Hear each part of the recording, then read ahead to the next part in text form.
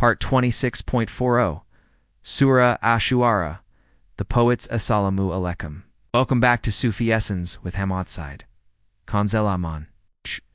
Ash-Shu'ara, The Poets, Chapter 26, verse 196. And undoubtedly, its mention is certainly in the books of the former people.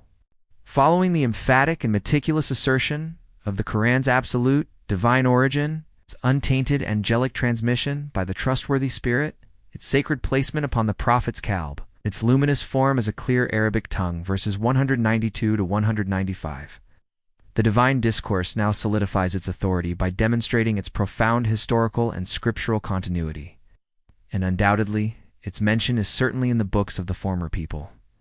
This verse provides a powerful interfaith validation of the Qur'an, appealing directly to the adherents of Judaism and Christianity, the people of the book who were also present in Mecca and Medina, challenging them to recognize the consistency of the divine message.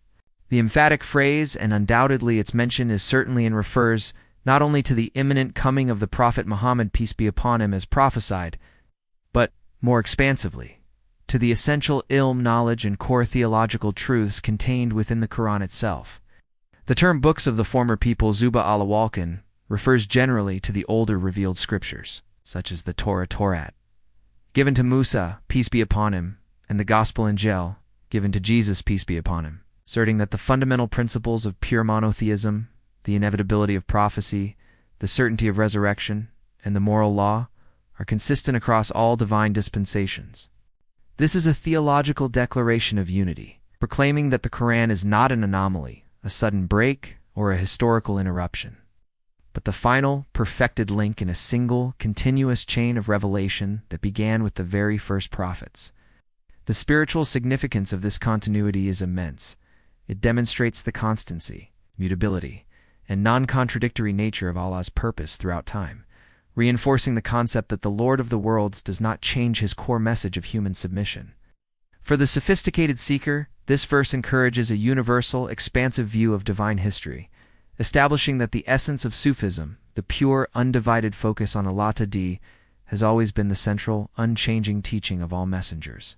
The mention of the Qur'an's core truths in the final prophet in previous scriptures serves as an argument of undeniable historical veracity and pre-authentication, asserting that the message of Islam was prophesied and expected by those who truly understood the scriptures, and therefore its arrival should have been anticipated and welcomed, rather than rejected by those who merely paid lip service to the older books. The rejection of the Qur'an, therefore, is not merely a rejection of a new book. It is a rejection of the final complete chapter of a history that the previous communities were commanded to preserve and await. It demonstrates that the problem lies not in the message, but in the people who deliberately chose to distort or ignore the clear signs already available to them.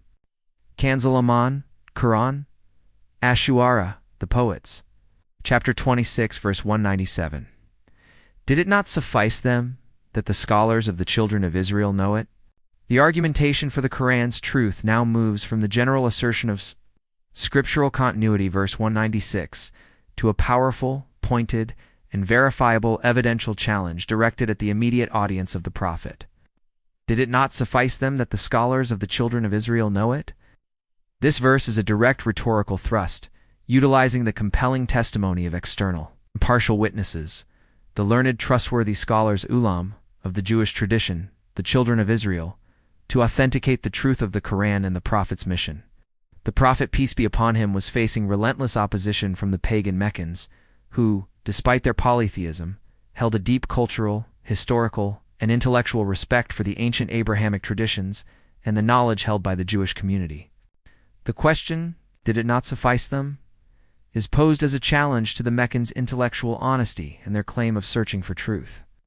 If the most learned experts of the older revealed scriptures already testify to the truth of this new revelation, having found its description in their own texts, what further proof, beyond their own stubborn denial and spiritual blindness, can they possibly demand? This argument is devastatingly effective because it uses the intellectual authority of a third party, one respected for its ancient and preserved ilm, to bypass the Meccans' predetermined bias against their own kin, Prophet Muhammad, peace be upon him. The knowledge of the Jewish scholars concerning the advent of the final prophet and the description of his book was not secret. It was rooted in clear prophecies found in their own texts. indicating the signs of his coming, his character, and the characteristics of his message. Their knowledge was considered evidence, a living proof held by those with a profound grasp of divine history, establishing the message's veracity. For the Sufi seeker, this verse emphasizes the value of informed, impartial testimony and the importance of recognizing truth, regardless of its source or the social pressure to reject it. True ilm should lead to recognition and humility, not to blindness and denial. The scholar's knowledge serves as an unshakable, external pillar of support for the revelation, demonstrating that the Qur'an's message is universally verifiable by those who possess true knowledge and are not blinded by personal, tribal, or material prejudice. The Qur'an itself is the proof, but the recognition of this fact by the most ancient scholars seals the argument, leaving the deniers without a rational leg to stand on. Kanz al-Aman, Qur'an, Ash-Shu'ara, the Poets, chapter 26, verse 198. And had we sent it down to one of the non-Arabs, the divine discourse pivots again, moving from the historical and scriptural authentication of the Qur'an to a potent, imaginative hypothesis that reveals the insidious depth of the Meccan disbelievers' racial, tribal, and linguistic arrogance. And had we sent it down to one of the non-Arabs, this verse initiates a profound thought experiment that exposes the inherent irrational prejudice of the Arabs who opposed the Prophet, peace be upon him. The Meccans were incredibly proud of their pure, rich Arabic language and their mastery of eloquence and poetry, they believed. These were defining characteristics of their supposed cultural superiority. They used the Prophet's complete familiarity with their tongue and culture as an excuse to minimize his status, claiming he was simply an expert poet, a gifted orator, or a man taught by others, certainly not a messenger receiving a divine word. By proposing the hypothetical scenario of the Qur'an being revealed to a non-Arab ajam, Allah challenges their core belief that the superiority of their language should grant them the exclusive right to be messengers, or that the message should only come through a person of flawless pedigree according to their tribal standards. This hypothetical non-Arab is presented as someone who is linguistically alien and culturally distant from them, someone they would ordinarily look down upon. This rhetorical device forces the audience to confront their prejudice directly. Would they have believed the revelation if it had come from someone foreign whose linguistic ability was questionable to them?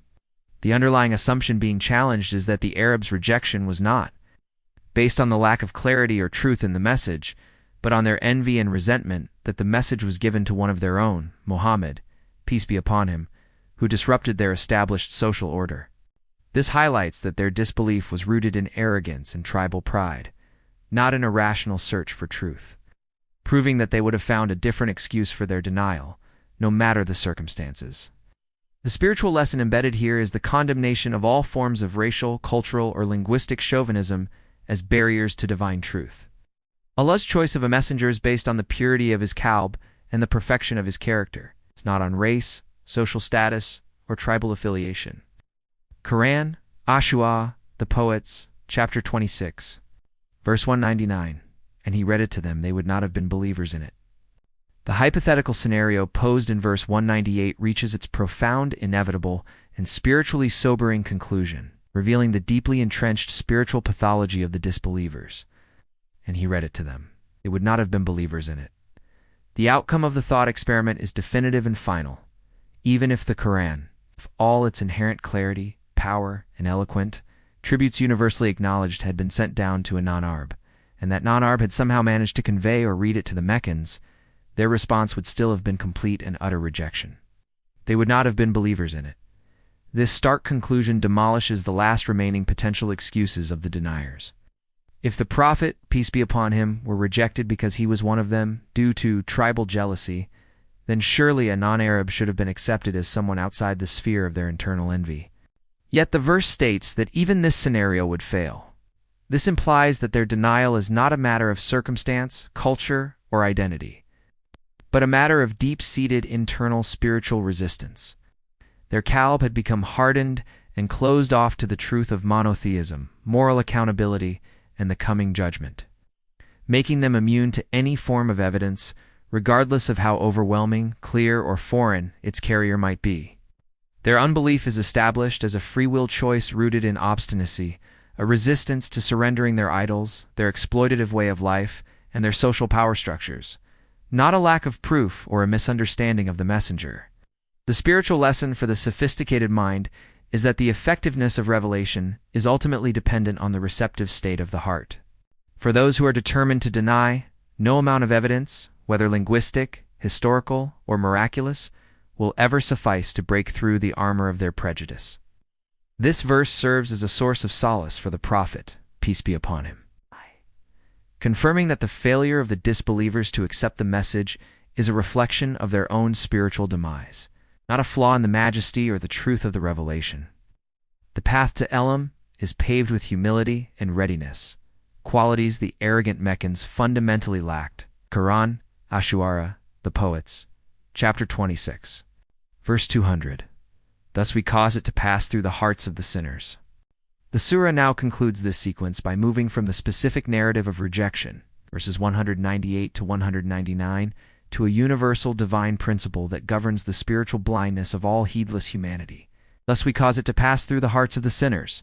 The word thus links the obstinate disbelief of the Meccans and their absolute inability to believe even if the message came from a non-Arab to a comprehensive, changing divine law concerning the state of the Kalb.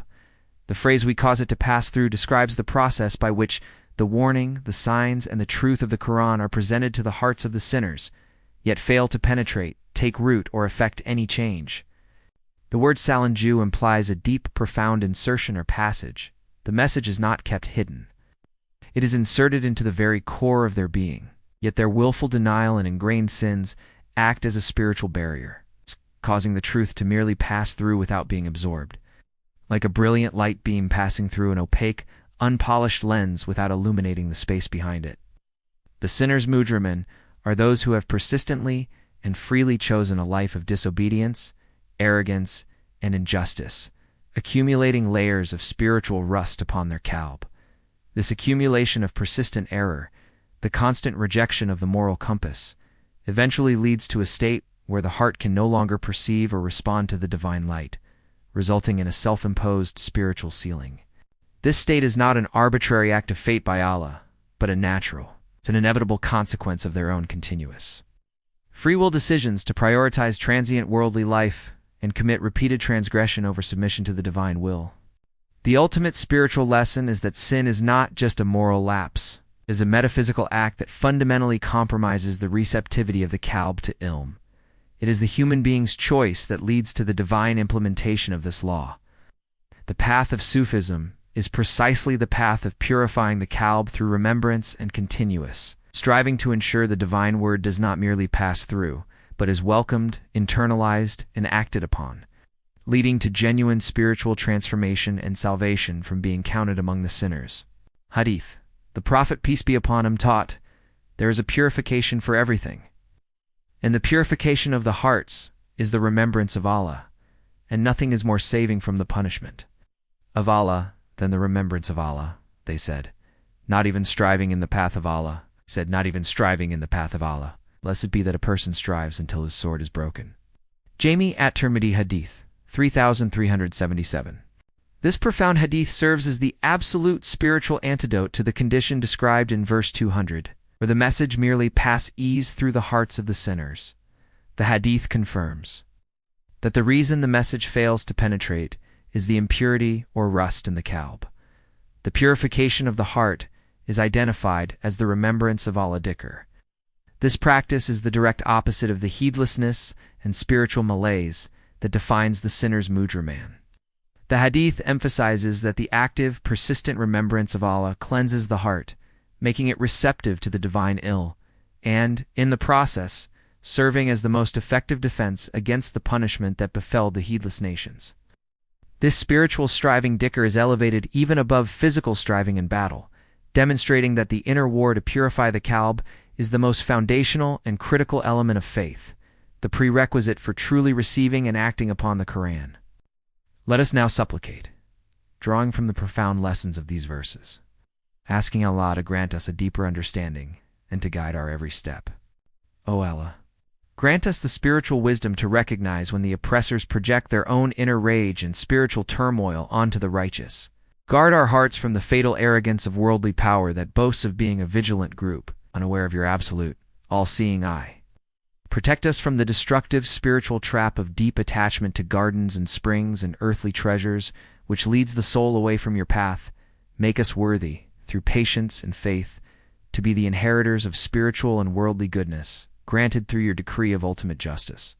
Grant us the grace to stand firm when the forces of denial pursue us, knowing that our ultimate security rests in your divine command. Instill in us the certainty that the end of worldly pursuit is ruin, while the end of faith's journey is the gift of your eternal proximity. Sustain us with your boundless provision and save us from the pride that forfeits the akira for fleeting worldly gain. We ask for this spiritual clarity and victory through your magnificent names, Ar-Rahman and Ar-Rahim. May Allah illuminate your heart and mind with the light of this divine ilm. May He make your channel a beacon of guidance for all who seek spiritual clarity and truth. May your efforts be a source of immense reward, and may you be granted the highest stations of paradise. May the peace and blessings of Allah always be upon you and your loved ones. May He grant you unwavering steadfastness on the path of truth. And may your work be a testament to His magnificent names, Ar-Rahman and Ar-Rahim. Amin.